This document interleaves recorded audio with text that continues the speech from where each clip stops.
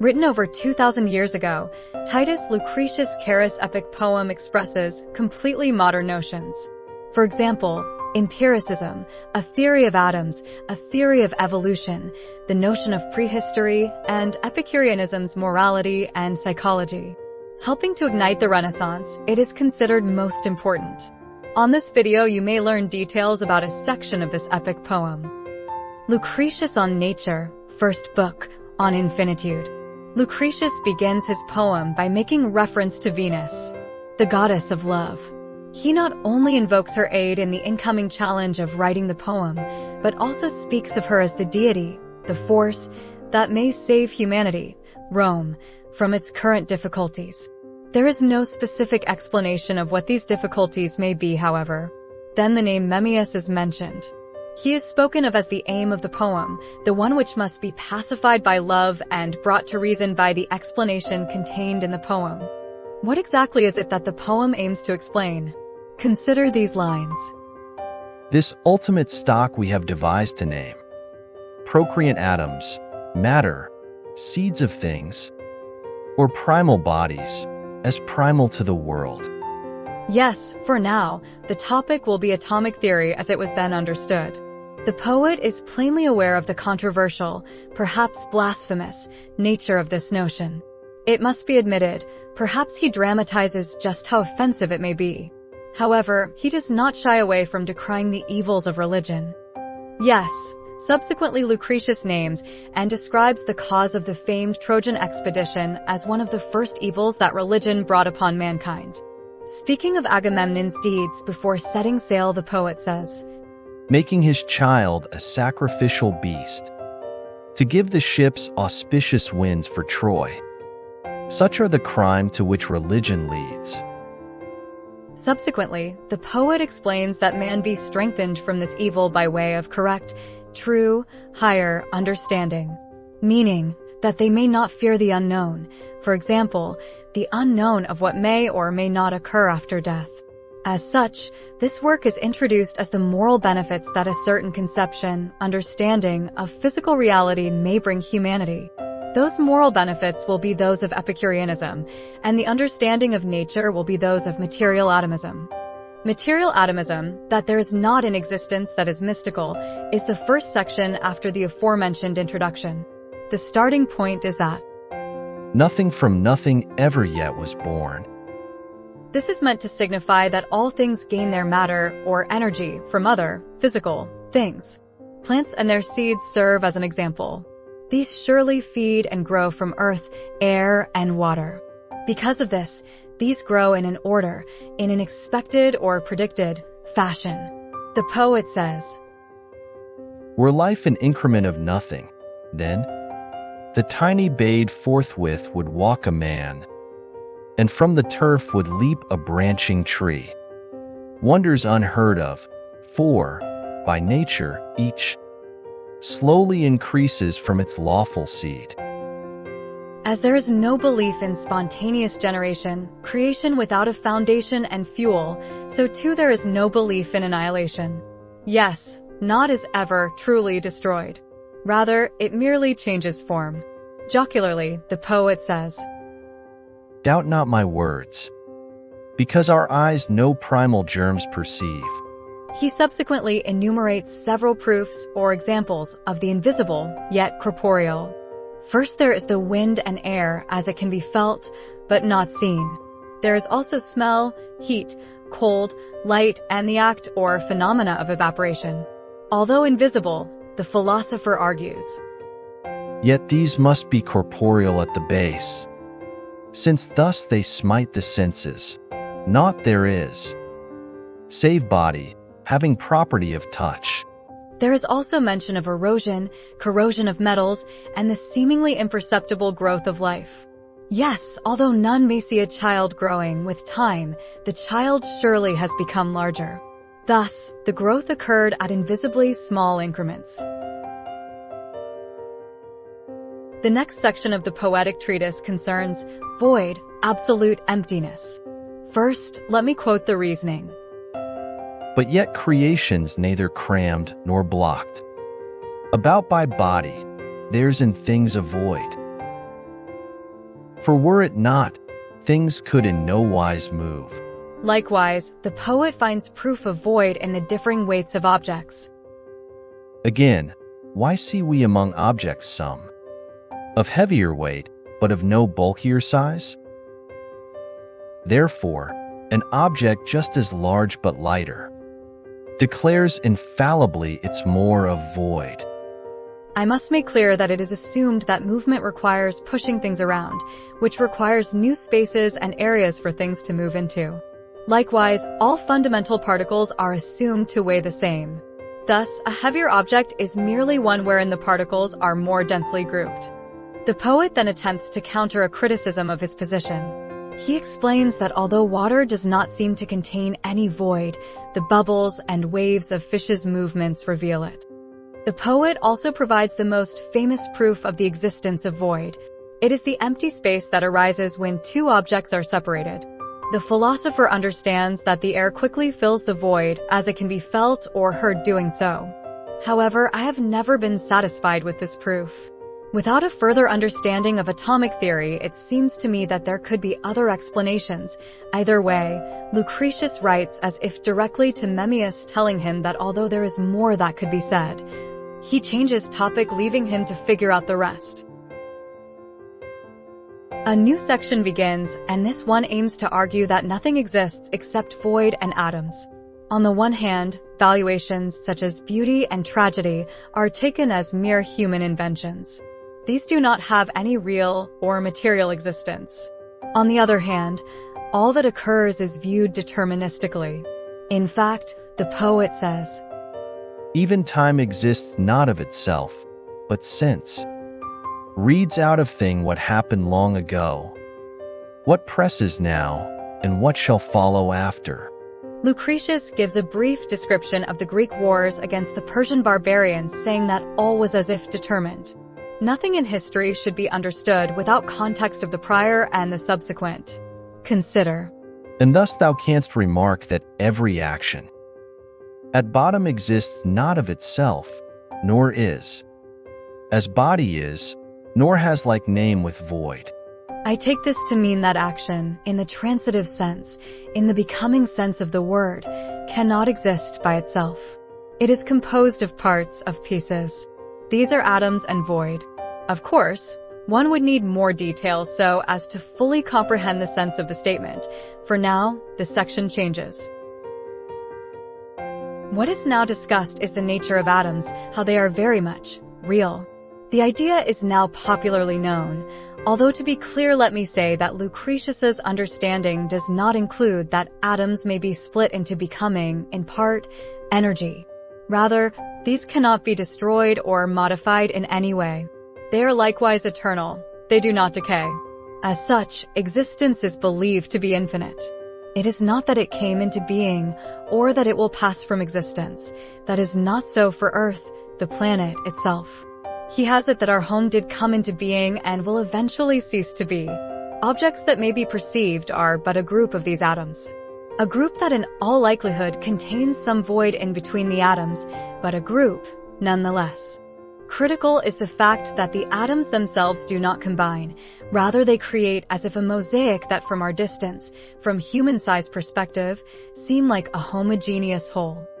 As proof that they cannot be split, Lucretius says that were there not a minimum to their size, the smallest bodies would have infinites, since then half of half could still be halved, with limitless division less and less. Then what the difference twixt the sum and the least? None, for however infinite the sum. In a certain sense, one could criticize, the poet accepts an infinitude of things, but not an infinitude of an infinitude of things. LOL. The next section concerns other philosophers. It is the atomist, the Epicurean, claims against other metaphysics. First, there is my own beloved Prince of Ephesus, of whom, says Lucretius, chief leader to do battle, comes that Heraclitus, famous for dark speech, among the silly, not the serious Greeks, who search for truth. Yes, alas, the poet mocks and derides Heraclitus as merely attracting the simple minds that are hypnotized by literary aesthetics. Furthermore, he says that, "How, I ask, can things so varied be, if formed of fire, single and pure?" On the whole, Lucretius interprets the Presocratic as if he spoke literally and not metaphorically. Of course, I have no way of verifying, judging any of it. But I do assume that Heraclitus was not analytic. The poet instead says, "Seems crazed folly. For the man himself, against the senses by the senses fights. For whither shall we make appeal? For what? More certain that our senses can there be, whereby to mark asunder error and truth." Herein is contained an insinuation about Epicureanism, the value of empiricism. Lucretius voices similar complaints about unnamed philosophers who hold, if not fire, then water or air to be the fundamental substance of existence. Then enters into discussion none other than Empedocles, the inventor of the elements. The prior argued that there are 4 fundamental substances: fire, earth, air, and water. Lucretius praises him very highly, but takes issue with him on several counts. First, that he did not admit the existence of void. What is worse, negating void while continuing to maintain motion. Second, because he figured that there was no indivisible body, that there were no finite atoms. Rather, unlike the present philosopher, Empedocles did believe in infinitude of infinites. I found noteworthy how Lucretius explains that Empedocles imagined that the primal substances could, in themselves, mix with each other. Consider, "If all things are created of 4, and all again dissolve into the 4, how can the 4 be called the primal germs of things, more than all things themselves be thought, by retroversion, primal germs of them?" To ridicule, the poet says, any and all pieces of air would or could contain particles of earth. I do not perceive this as a truly questionable asseveration, LOL. Lucretius reiterates many of his beliefs as he argues that the elements, as all things, are merely composed of different quantities and arrangements of some basic things. These basic atoms are none of what is perceived. To prove the plausibility of this idea, he makes reference to the composition of words and sentences. "Often it matters vastly with what others, in what positions the primordial germs are bound together, and what motions. Thou beholdest in our verses here, elements many, common to many worlds, albeit thou must confess each verse, each word, from one another differs both in sense and ring of sound." Surely this, the atomic nature of the components of language, must have been viewed by most as a very convincing example. Lucretius returns to other philosophers such as Anaxagoras, who thought that all is composed of little pieces of itself. Likewise, the previously mentioned does not believe in either void or a limit to smallness. As for the first claim, that things are made of smaller pieces of themselves, Lucretius says that this would simply not be possible. He gives various examples, but perhaps the principal concerns fire. "Whereas if flame, already fashioned, lay stored up within the forest, then the fires could not for any time be kept unseen." To be clear, the argument is that fire could not already be in wood. How could it be hidden and later be all-encompassing? Instead, according to the atomist, the substance that is wood is transformed into fire by a rearrangement of its atoms caused by heat. The topic changes into what amounts to cosmology. At first, there is a most jocular admission that the poetic verse is aimed at tricking a reluctant reader into reading the text and entertain the ideas even though they are new and therefore bothersome. The poet then explains how other philosophers understand the configuration and formation of the cosmos. To them, different elements tend to locate themselves in different areas or levels. The earth being at the center, then water, then air, and lastly, highest, fire. It is more remarkable that these philosophers had an explanation for gravity. Yes, they considered the Earth to be at the center, and for most things to tend toward the center. Lucretius, on the other hand, holds the cosmos to be infinite. So much so that he says, It matters nothing where thou post thyself, in whatsoever regions of the same. yes, no center as would be natural to any singular infinitude. It occurs to me that an infinitude of an infinitude, such as that between two numbers, must have a middle. Actually, it must approach a middle. Yes, surely the infinitude of decimals between 1 and 2 have 1.5 as middle. Most curious. If there are multiple universes, as I have heard it be theorized, then each infinite universe would have a middle, as the universes would limited by each other. LOL. As I was saying, Lucretius says that existence is so large, so infinitely large, that Even the flashing thunderbolts can neither speed upon their courses through, gliding across eternal tracts of time. So, what does the cosmos look like for an atomist? I must confess that it is not altogether easy to conceive. The infinitude seems to make it possible for all matter to travel freely such that, perhaps by random luck, a portion of it now finds itself clumped up in what is known as Earth, the home of the inquiring mind. It should be noted that infinite space is taken as a need for both infinite time and infinite matter. On the other hand, the poet mocks the other philosophers because their conception requires that some elements be attracted to the center, while others, such as fire and air, be attracted to the top. It is said that the dome, or top, of a limited universe may therefore blow up and with it all of existence. Surely, these are meant as merely jocular comments. Herein ends this book. Notice that Lucretius did not mention anything about Parmenides or his disciples. Perhaps he will do so later.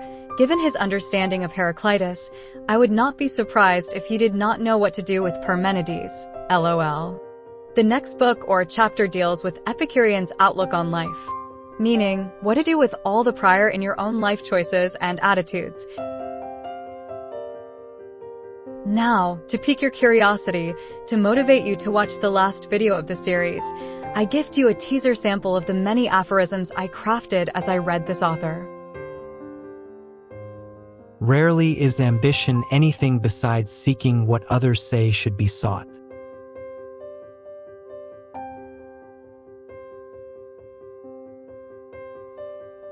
If you enjoy or gain from my aphorisms, know that I have thousands.